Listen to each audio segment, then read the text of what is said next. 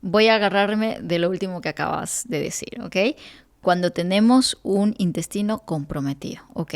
Seguramente son muchas personas aquí, ¿no? Todos tenemos algún desajuste en la microbiota, muchas personas con SIBO, etcétera. A ver, ¿cómo tú eh, o qué pasos previos tenemos que hacer un poco para reequilibrar nuevamente la microbiota? Total, mira, los primeros pasos siempre vuelvo al ejemplo de deja de golpear el cuerpo. Entonces hay muchos alimentos que golpean nuestro funcionamiento del sistema digestivo. Uno de ellos, yo siempre los agrupo como en dos zonas, la zona vegetal y la zona animal. Entonces la zona vegetal es lo que golpea nuestra microbiota es seguir consumiendo azúcares procesados. El azúcar que viene de mesa, el azúcar que está descontextualizado de su alimento natural, que es la fruta, los dátiles o cualquier tipo de verdura, ¿ok? Lo segundo, las harinas. Y desde aquí puedo hablar tanto de la harina con trigo o sin trigo.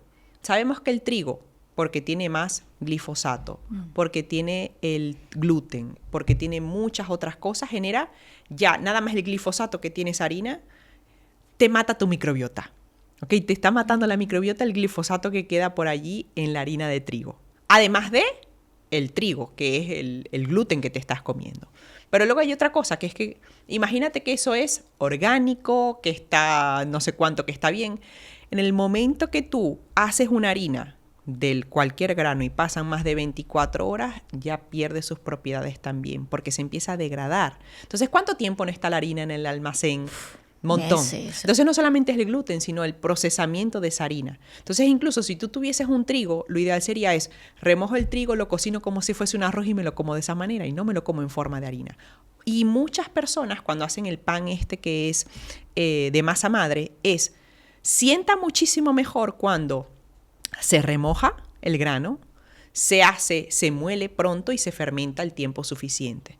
Yo lo que siempre recomiendo es para la persona que tiene un dolor crónico, una inflamación crónica, cambie y quite el gluten, 100%, y ya no coma. O sea, incluso las harinas sin gluten Y que no prefieran valen. el alimento lo más integral posible. Cómete la quinoa, cómete el arroz, cómete el sarraceno, cómete el mijo remojado, cocinado, hecho en un guiso, en lo que sea. Puedes comer cereales, sí, en el contexto correcto, pero sin harina. Y eso es un gran cambio, que eso no implica que no puedas comerte un pan sin gluten más adelante. Yo quizás me comeré un par de veces al mes un pan sin gluten, que hago yo misma en mi casa y es maravilloso, de sarraceno. Pero es como, ¿cómo quitar eso? Luego la tercera cosa vegetal que yo siempre suelo sacar son los aceites, ya hablamos de ellos. Es cocinar sin aceites y que las grasas sean integrales. Aguacates, nueces, avellanas, almendras, semillas de lino de chía como precursores de ácidos grasos omega 3. Luego de los animales entramos en un mundo donde la investigación científica nos dice que las personas que tienen mucha inflamación por muchas formas, los lácteos se van fuera, ya hablamos de eso. Lo segundo que tenemos de investigación científica más potente es carnes procesadas, los salchichones, las salchichas, el embutido, el jamón, ya sea de York o de bellota, da exactamente igual, son carnes curadas. Y eso genera inflamación en el sistema digestivo, que genera inflamación en el resto del cuerpo, ¿vale?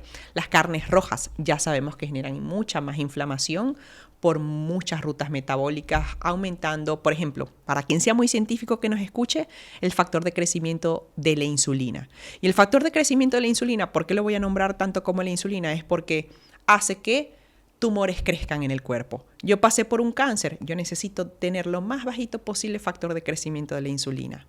Y eso es las mujeres que tienen endometriosis, que tienen quistes en las mamas, que tienen ovario poliquístico, necesitan bajar lo más posible que ese marcador no sea alto, ¿ok? Y eso es carnes rojas, carnes procesadas y lácteos. Todos aumenta factor de crecimiento de la insulina 1. Entonces necesitamos eliminar eso para que la inflamación baje lo más probable. Luego la última cosa animal, que es lo más controvertido de lo más controvertido que voy a decir, y seguramente esto se va a incendiar ahorita cuando lo diga, son los huevos, ¿ok? Son los huevos. Hablamos en el contexto de alguien que está inflamado y está enfermo, ¿ok? Y no puede tolerar esto. Los huevos también generan una gran respuesta inmunitaria en la persona, ¿ok? Y generan en muchos casos muchas vacunas que fueron generadas en su momento, no la del COVID, no las que son nuevas ARN y eso, fueron cultivadas en huevos. Se inyecta, bueno, yo soy bióloga molecular y bueno, he trabajado mucho en esto y es el virus se inyecta en el huevo y la vacuna se cultiva el virus en el huevo y de ahí se extraen los anticuerpos para producir las vacunas, ¿no? Y estamos expuestos de que de repente nuestro sistema inmune puede todavía reconocer partículas del huevo asociadas a los virus que están allí y genera una reacción también inmunitaria a los huevos. Entonces, cuando sacamos los huevos, las personas bajan su proceso de inflamación y dices, bueno, ¿valdría la pena reintroducirlo sí o no? Depende del contexto, ¿ok? Hay personas que me dicen, ¿y si las gallinas son felices? ¿Y si no sé cuánto están ecológicas? Depende del contexto y tu inflamación. Entonces, es como si estamos en una dieta que queremos eliminar dolores, los huevos se tienen que ir durante un tiempo para bajar la inflamación del cuerpo.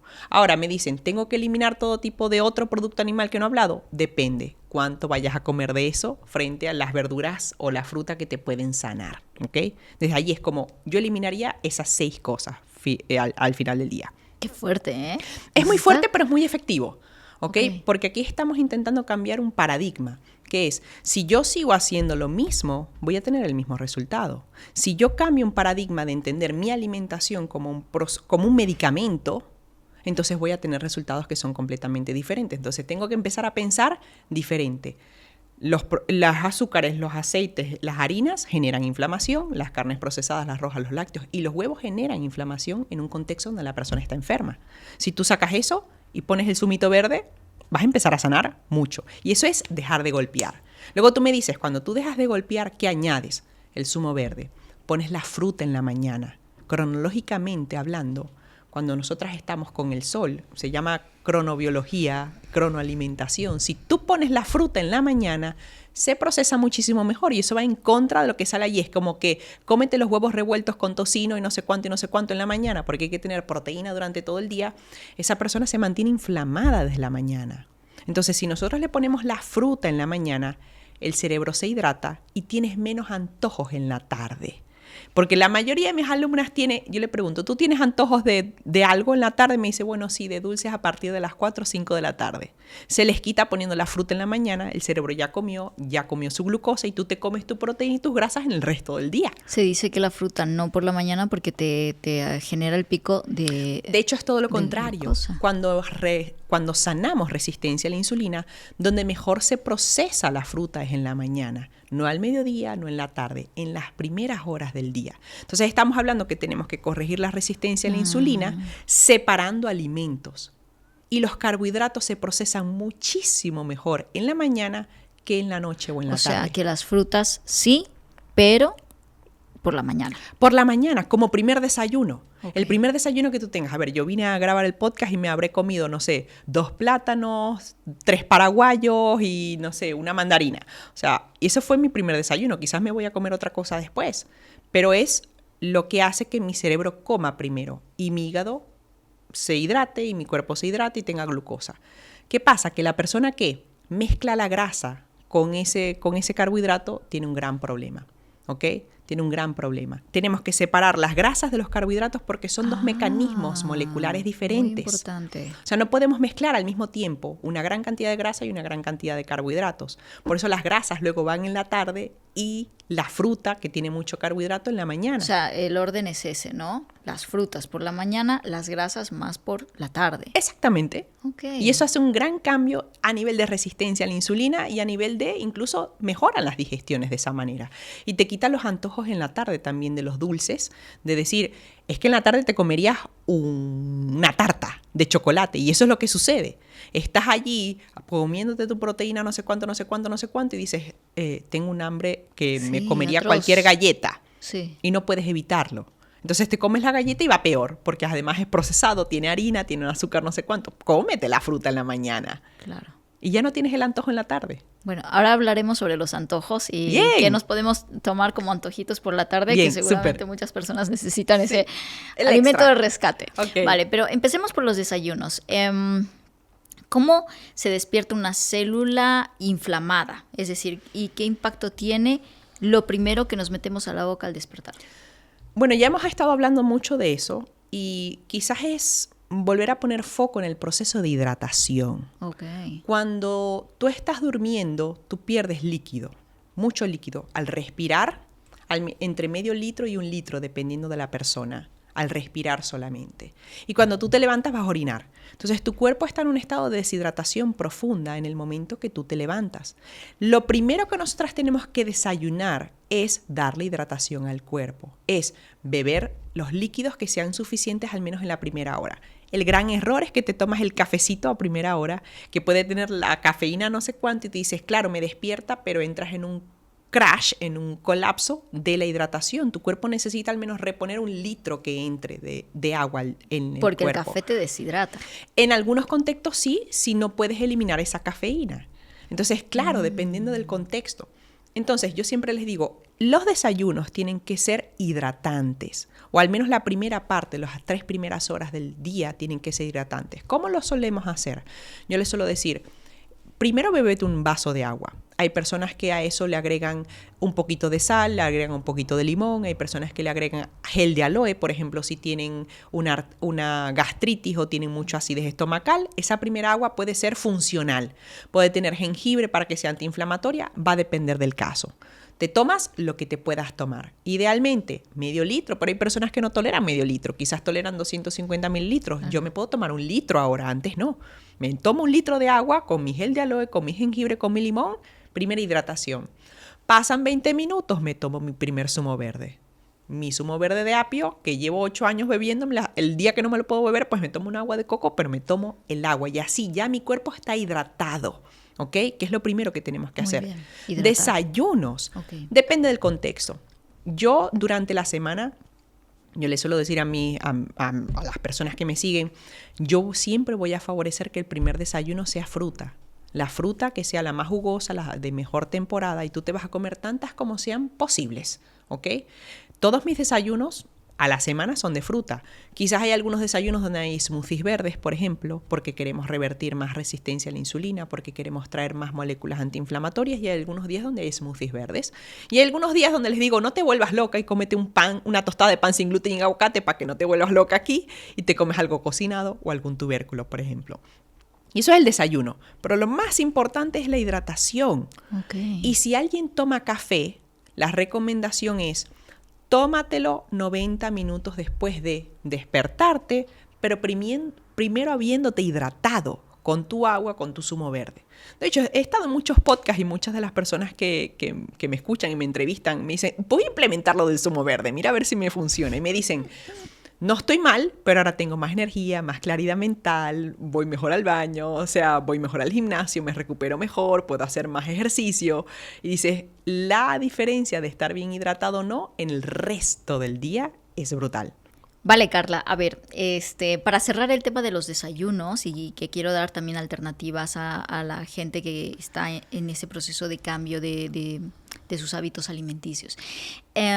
Hablemos de la leche en especial, hemos dicho la leche, lácteos para nada, pero hoy en día pues se habla muchísimo y hay mucho más consumo de estas alternativas, ¿no? Leche de avena, leche de almendras. ¿Qué opinas sobre eso? ¿Son realmente una alternativa efectiva o para nada?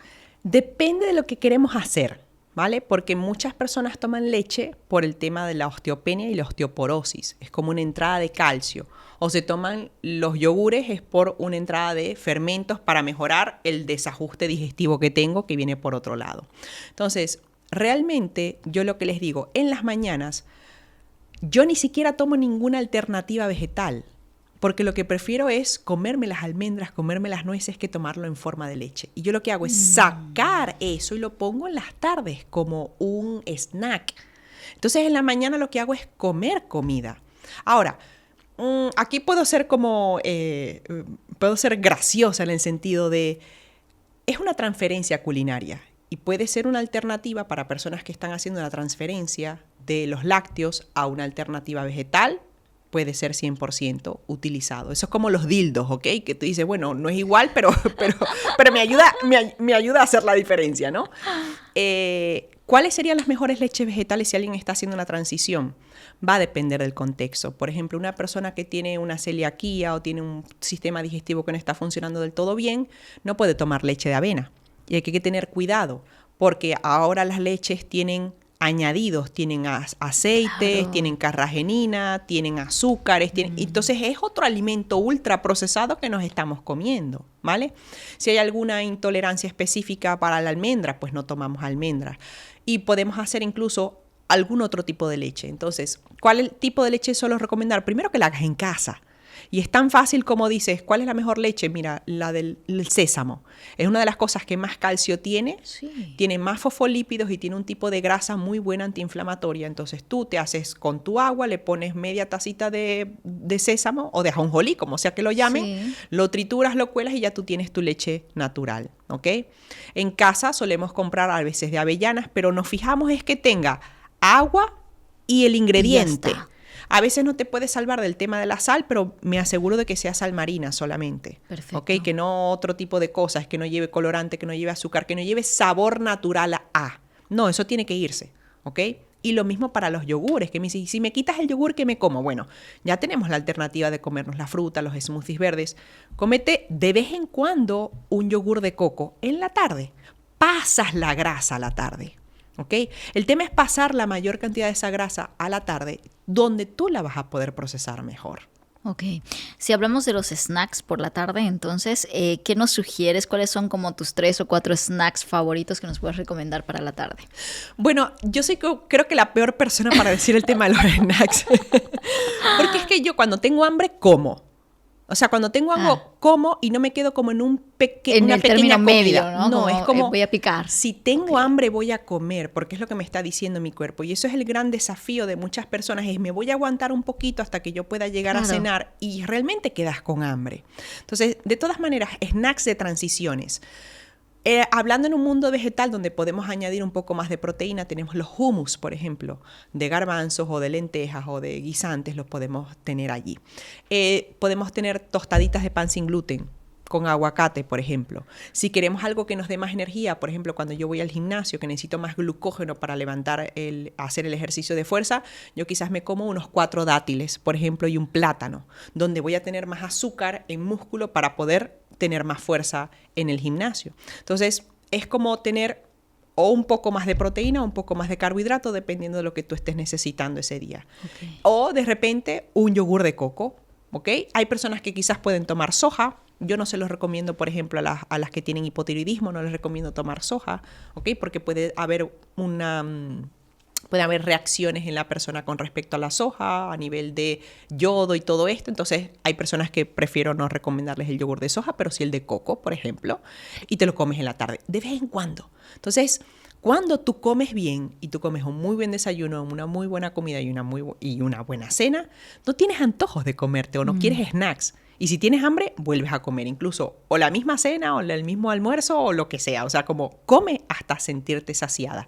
Si eso significa que tu cena ahora sea más pequeña, de hecho es lo mejor. Claro. Todavía. Claro. Porque cuando hablamos del ayuno intermitente, con lo cual yo estoy absolutamente de acuerdo, es come muy bien en la mañana, y sobre todo para las mujeres necesitan comer muy bien en la mañana, al mediodía quizás necesitan tener otra comida y en la cena muy, muy, muy, muy pequeño. Y es donde tenemos la ventana de ayuno, la mejor que podemos tener es cena más pequeña frente a las otras comidas del día.